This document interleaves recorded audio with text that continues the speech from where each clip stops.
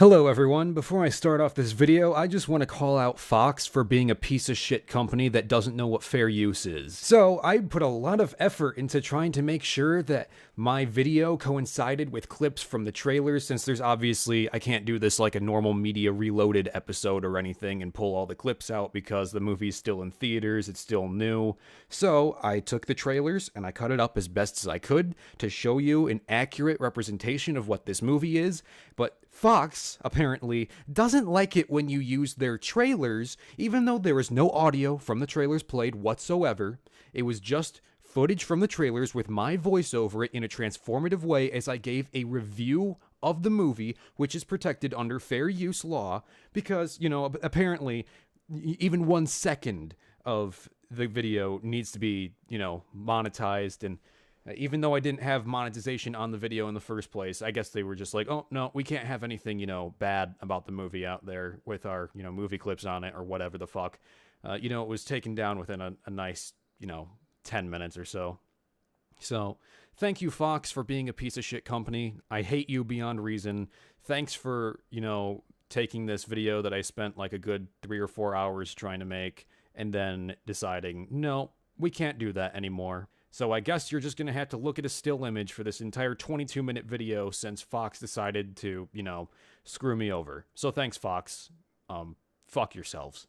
Alright, so before I start this off, can I say that the title Alien Covenant is a really bad title for this movie? I no joke thought that this was going to be a Halo movie when I first heard about it, much the same way that I thought Sully was going to be an Uncharted movie. Anyway, so I went to go see this movie with a friend, and the two of us have been Alien fanboys for like forever. So even though we both hated Prometheus, we were super excited to see the return of the Xenomorph, and I had faith in this one because Ridley Scott directed The Martian, and that movie was actually really, really good. So I was hopeful that this one would be good too, since it looked like he finally got his talent back. Yep, well, this movie proved me dead wrong. Okay, so there were a lot of good things in this movie, but there were also a lot of bad things too. The things that are really, really good about Alien Covenant are incredibly good. The problem is that everything that's bad is really, really bad. Let me just get the good things out of the way, since the bulk of this video is going to be the things I hated. First and foremost, the alien stuff was, for the most part, amazing. Whenever the xenomorphs were on screen, that was the best part of the whole film. They were quick, vicious, they looked awesome, the kill scenes were grisly and amazing, the horror elements were fantastic, the suspense was really good, and the action was fantastic. The only issue I had with them is that the CGI looked kind of off sometimes. You know how in Rogue One you could tell that Grand Moff Tarkin was CGI because he didn't move quite right? The same issue persisted here. There is no joke a scene where the xenomorph goes down a ladder and you can clearly see its arms going through the walls like it's a video game with clipping issues. Sometimes the aliens just moved really stiff, and then there was this other scene with a white backburster alien and it was just kind of standing weird, which kind of made me think that it was like a mannequin that was bent by accident. But overall, it didn't break the immersion completely for me, and most of the scenes were made well enough that I didn't really mind the animation all that much. The acting was also very good. I didn't have any real issue with any of the actors in this film aside from James Franco, but we'll get into that later. I thought Daniels was trying a little too hard to be Ripley at times, but for the most part, I thought she was pretty good, and I liked her by the end. Weirdly enough, Danny McBride was probably the best part of this whole movie, which was weird because I thought he'd be the worst part going in since he's usually a stupid comedy guy, but he pulled off a serious role actually pretty well, and even pulled off a pretty convincing emotional scene at the end. I mean, the scene itself wasn't emotional, but he did sell that the character himself was supposed to be emotional. The music was fantastic and actually incorporated a lot of the traditional alien themes that fit really well with the tone of the film. Set design was great, and from an aesthetic perspective, it was actually really creative how Ridley Scott combined the stylistic look of the original Alien film with the updated sci-fi stuff. You know how Alien didn't look as sleek and didn't have all these holograms or high-tech shit going on? Well, Ridley Scott expertly combined the two, and even though there's holograms here and there and flat screen monitors and shit, it still had that 70s aesthetic that I loved from the first film while updating it a little, unlike Prometheus where it didn't look like an alien film at all. Sound design was excellent as well. Everything from the sounds the aliens made to the gunshots, the sound of broken synthetic voices, the spaceship sounds, everything. It did wonders to immerse you into that world. The only technical issue I had with the film was that it was way too dark. Not dark in terms of tone, although it certainly was in that respect, but like physically dark. I don't know what this trend is where you have to make shit really hard to see. Prometheus did it, the past few DC movies did it, even the later Harry Potter movies did it. But you can have a dark movie without making it physically dark. If I can't tell what's happening on the screen, then you need to take off the filter. The issue is brought to the forefront during this explosion scene near the beginning where the fire looks like a dull yellow. All I could think of was that the explosion didn't look like explosions are supposed to look like, and it was all because of that filter, which made it genuinely difficult to tell what was happening. But aside from that, the movie is a technical marvel. It looks and sounds beautiful. The cinematography, aside from that filter that kind of ruins it, is excellent. Acting is great, music and sound design is fantastic, and aside from a couple hiccups with the CGI, the aliens were beautiful and the horror, action, and suspense was pulled off wonderfully. So with so much praise, why do I say that I also hate this movie? Well, it's all because of the plot. I imagine that if this is your very first Alien film, then you'll probably think this is amazing. But me being an Alien fan and knowing that this and Prometheus are meant to be prequels that tell the story of the engineers, the space jockeys, and the xenomorphs, I found it impossible to like the plot because it was really fucking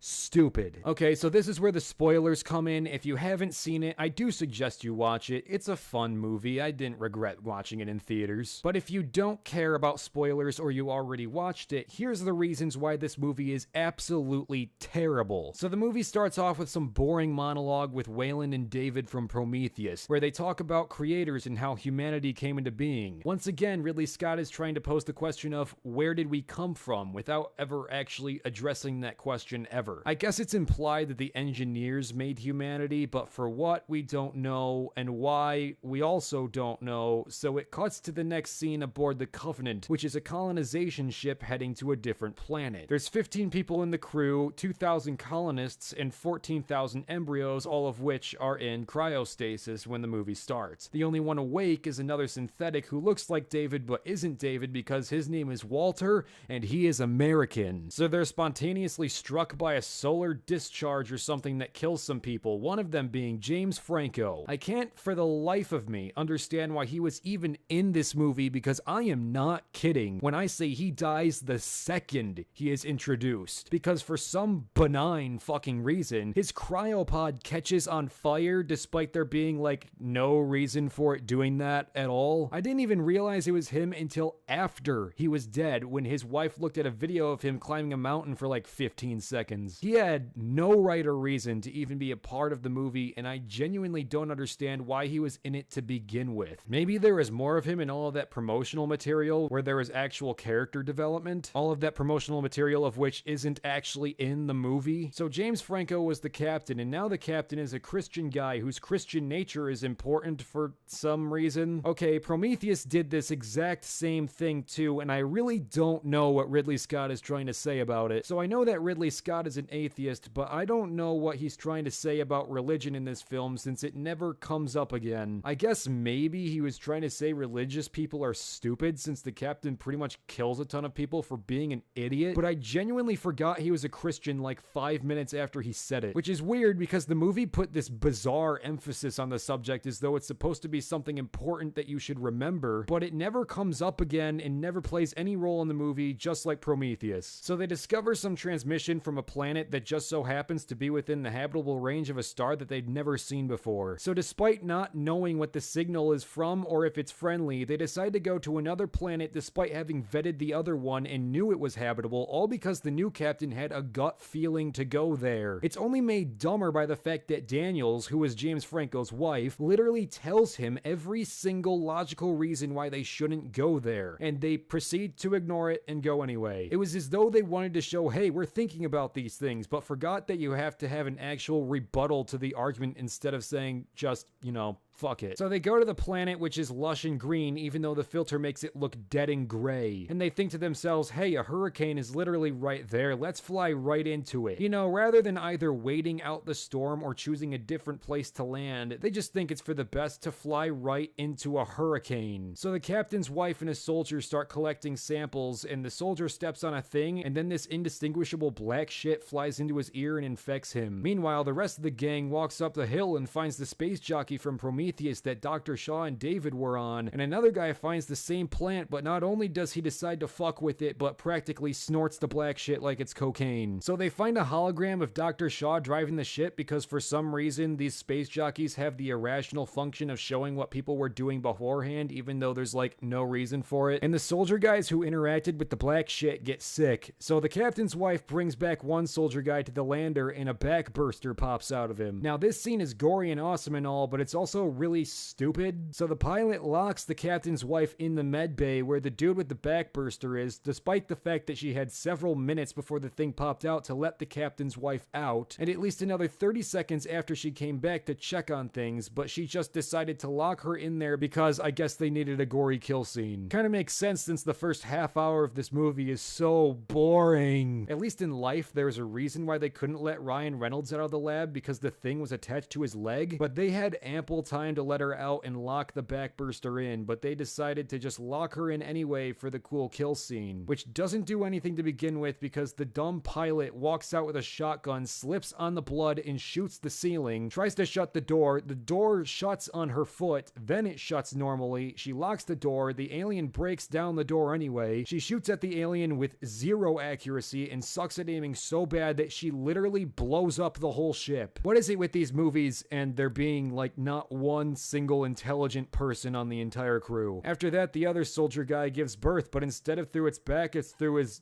mouth?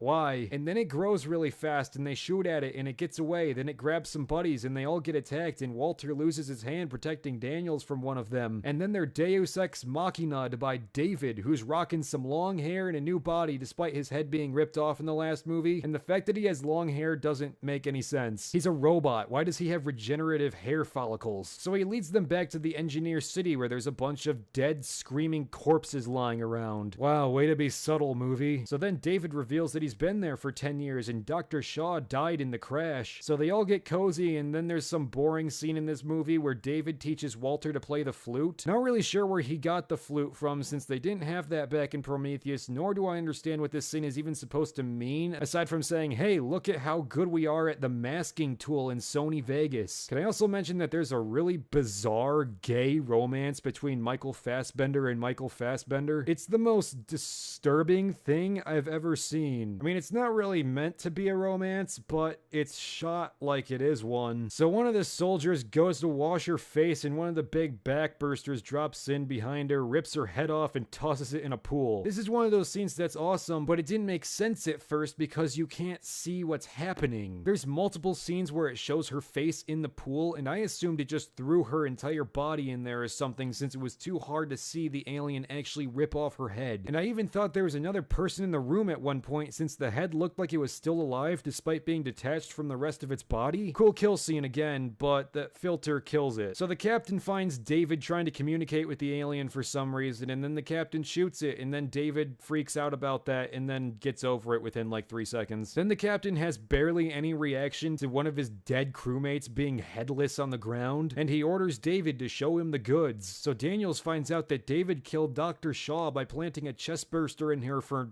no reason. And when they came to the planet, they killed all of the engineers there, which is fucking dumb because they specifically left the last planet in Prometheus to find the engineers to ask them questions about shit, but David decided to say fuck it and kill them for no reason. What exactly was his motivation here? He was eager to talk to them in Prometheus and ask questions about the origins of life, but given the chance to talk to them and see their society, he decides to just kill all of them. Which is also kind of weird since Prometheus made it seem like the engineers were already dying out and the black goo killed them for some reason. And now they're here in one isolated city in the middle of nowhere, which is where Dr. Shaw wanted to ask them why. But David kills all of them because fuck it. Was that just the MO for this whole movie? So anyway, David reveals that he reverse engineered the black goo from Prometheus into a parasite and it got loose in the crash, which doesn't make any sense because how could it have crashed if he destroyed the alien population? And if that big ship made him crash, then where's that big ship at? So in reality, David actually just dispersed it himself and the crash is never actually explained at all. And then he figured out how to make xenomorphs and part of my brain went, oh, okay, so this is how the xenomorphs came into being. But But then about 2 seconds later, I was like, wait a minute, he didn't make the xenomorphs, he just modified an already existing parasite born from the black goo that the engineers had, and David didn't do any of this. And the stupid snake alien still isn't explained, the death of the engineers in Prometheus still doesn't make any sense, and the xenomorph and the giant face hugger at the end of the film doesn't make any sense either. This is the weird thing about Covenant. It's like this movie is trying to retcon Prometheus since nobody liked it, but at the same time it wants to be a sequel. If the alien stuff in Prometheus never happened, then the David explanation of how he created the xenomorph would actually make sense. But since the alien stuff in Prometheus still happened, it contradicts what David is saying and still makes no sense because we still haven't figured out why the engineers had all this shit to begin with and what it did to them in the first place. Somehow this movie manages to make less sense than Prometheus did. So David shows the captain the alien eggs and tricks him into thinking they're dormant and that there's just embryos inside, which I at least appreciated since for once there's just not some dude putting his face right in the egg, and this time it's actually David just tricking him into thinking it was harmless, and then a chest burster pops out of him, but it's not the worm thing from, you know, all of the other alien movies. It literally just looks like a normal xenomorph, but it's really, really small, which directly contradicts the other alien movies. So David raises his arms and the xenomorph baby does too, because why? And then the baby grows into an adult in like 30 seconds and a face hugger comes at a guy and then another guy slices it off after like 3 seconds and it burns part of his face and that guy is murdered by the xenomorph. Meanwhile, David finds Daniels, who discovered that David killed Shaw for some inexplicable reason, and David tries to beat her up. Oh yeah, and David gay kissed Walter, which is really weird since they're like